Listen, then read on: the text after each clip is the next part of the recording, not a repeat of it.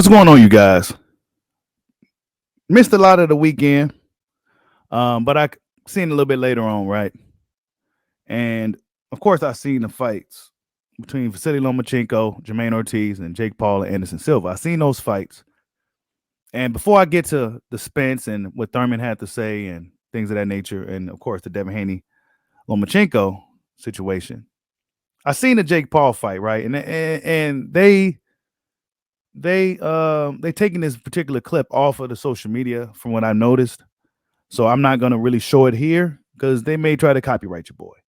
But Jake Paul and Anderson Silva, there's a clip of that punch that's landing, looking like it's not landing. Um, Pretty alarming when you first see it, right?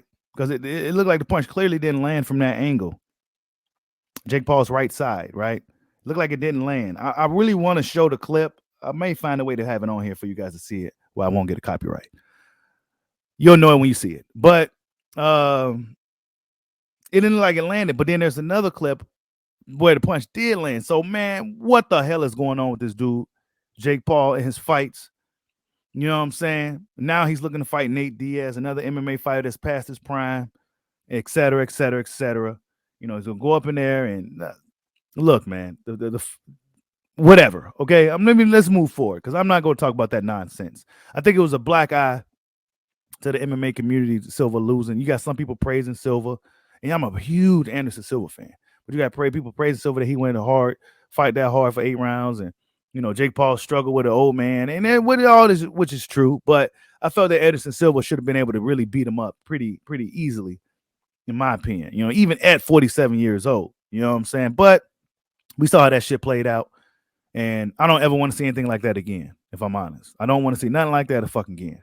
You know, it was a just ridiculous, man, ridiculous. But Errol the Big Fish Spence Jr., right? Errol the Truth Big Fish Spence Jr. said that he's gonna circle around the block, right? He's gonna circle around the block and see Terrence Crawford again. He said it's cool. I'm gonna spin the block. So Errol Spence, despite what fans are in this frenzy that they're still in, he said that he's going to spin a block. So this Crawford fight is still on the table, man. This is why I told you guys to chill the fuck out. We get to see both guys fight again in 2022. It didn't get to happen. We're going to see him fight in 2023. You right? But Errol Spence also said that he has an announcement soon, right?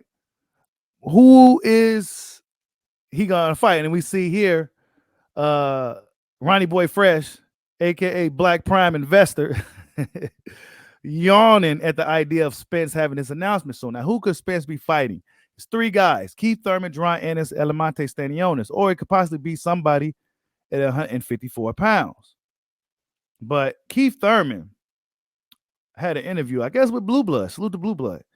And Keith Thurman says, in regards to Spence potentially moving up to 154 pounds, he says, if he wants to move up and vacate the belts, I'll find a way to become champion at 147 again. My pride will dislike it because we want to compete with champions. So he wouldn't like it because he wanted to compete against Spence. But if Spence decides to move up, well, he'll find a way to get the belts either way. Right? But I think the goal should be to get Errol Spence in the ring. Keith Thurman fighting these young guys, man, do we really see that happening? I just don't see it. Right? Keith gonna find a way to get a belt. But will it be against Spence? Who knows, right? But Spence said he has an announcement soon. I don't think it's going to be Keith Thurman. I have a feeling it's going to be Stanionis for December 17th. Sometime in December, probably, right? December 17th. I know it's not going to be Boots Ennis because YSM would have told me. He would have told me that the IBF got in contact with those guys. And unless they, he hasn't got around to it yet, or as of me making this video. But I don't think it's going to be Boots Ennis anyway, right? I just don't think it's going to be Boots. And that's just what that is, But what I want to see from Crawford, though, let me talk about Bud real quick. What I want to see it from Bud, since he's his own promoter now, you got to go out here and promote, bro.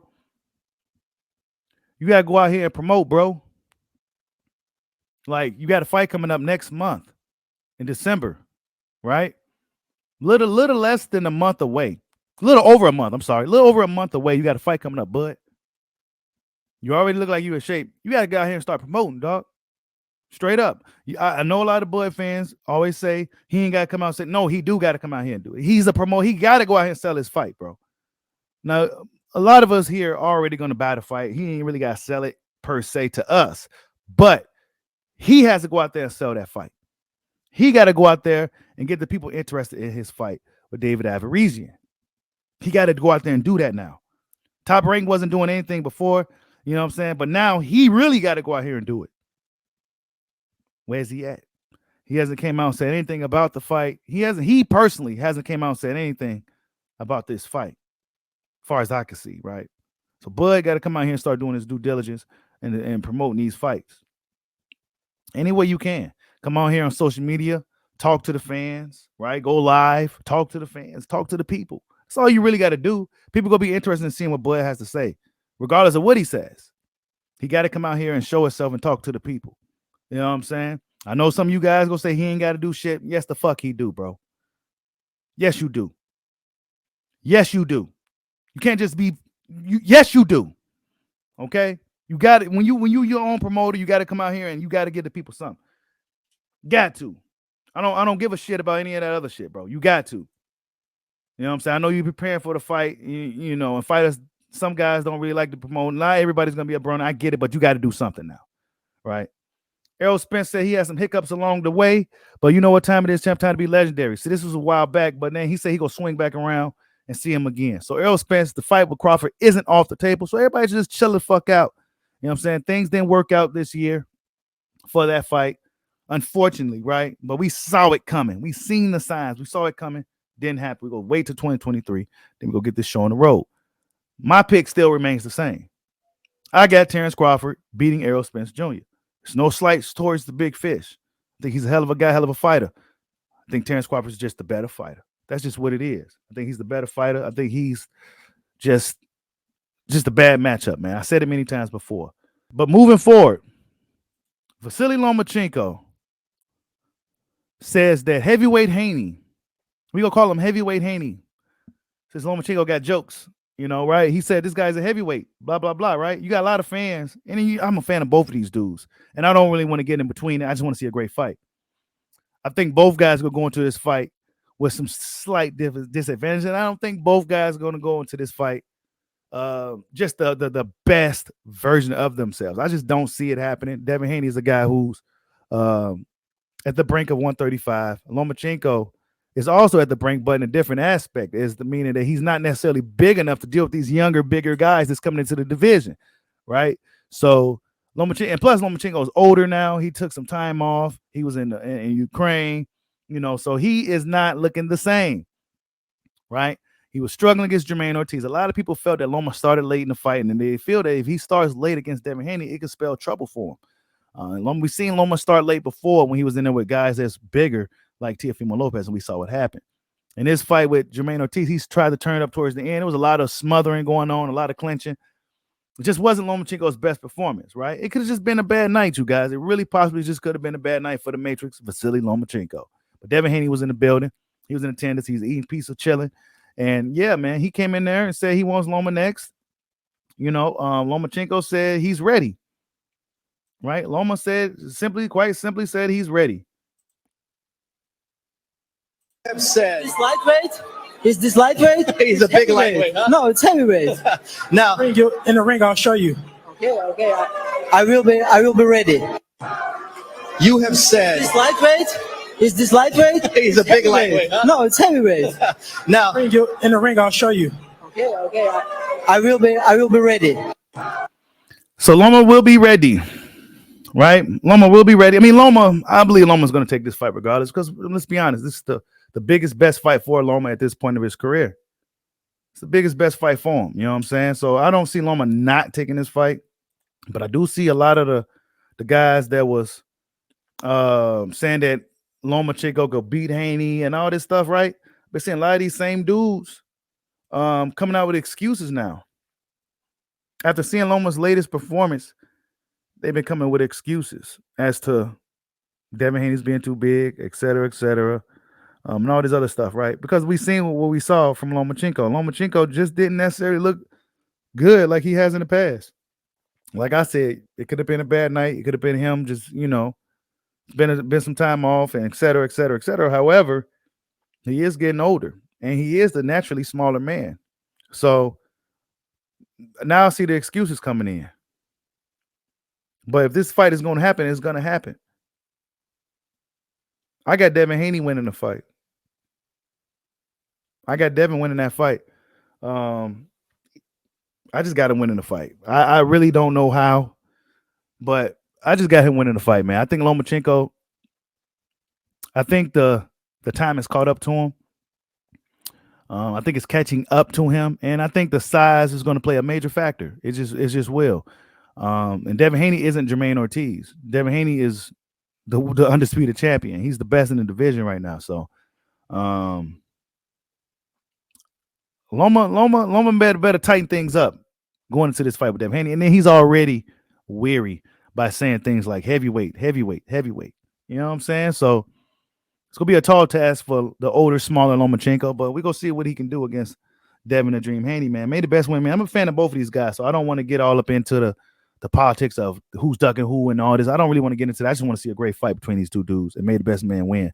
But I am leaning towards Devin Haney, just based off of just what we saw, right? Just based off their last performances and based off what we saw. Even though Devin Haney did look weight drained at that weigh-in and just against George Kambosos, he still performed. He still went a hard 12 rounds. George Kambosos put up a spirited effort in that fight. And Devin Haney still was able to go a hard 12 rounds without showing any real signs of fatigue or lethargicness, right? So, yeah, man, that should be a good fight when that happens. You know, we'll see, man. Heavyweight Haney, you know, the excuse is going to be flying in from fans, you know, and things of that nature, but we're going to see what happens. But, yeah, man, Keith Thurman says that, look, Pride, you know, he wants to fight the champions. He wants to fight the champions, but if Spence moves on, then he'll find a way to get the belt some other how. Errol Spence said he gonna circle the block for Terrence Crawford. He gonna circle the block. It's cool. We put that shit on hold for now, and we gonna see each other in 2023.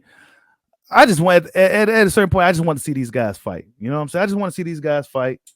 You know what I'm saying? But long as they fight, you know what I'm saying? As long as we get that fight in 2023, I'm not tripping. I'm not tripping because there's no point of tripping on shit you can't control. I do think Bud Crawford needs to come out here and start selling this David Average fight any way he can. Come out and just talk to the people. Let people know about the fight. Let people know what's going on. Let people know your intentions. Just give the people something. You know what I'm saying? I know a lot of you guys don't be liking that shit, but he got to do it. You know what I'm saying? Terrence Crawford's probably one of the most stubborn. I'm a stubborn guy, but Terrence Crawford's probably one of the most stubborn dudes in the world. So, yeah, just by him even agreeing to all those terms and, you know, 35% says quite a bit.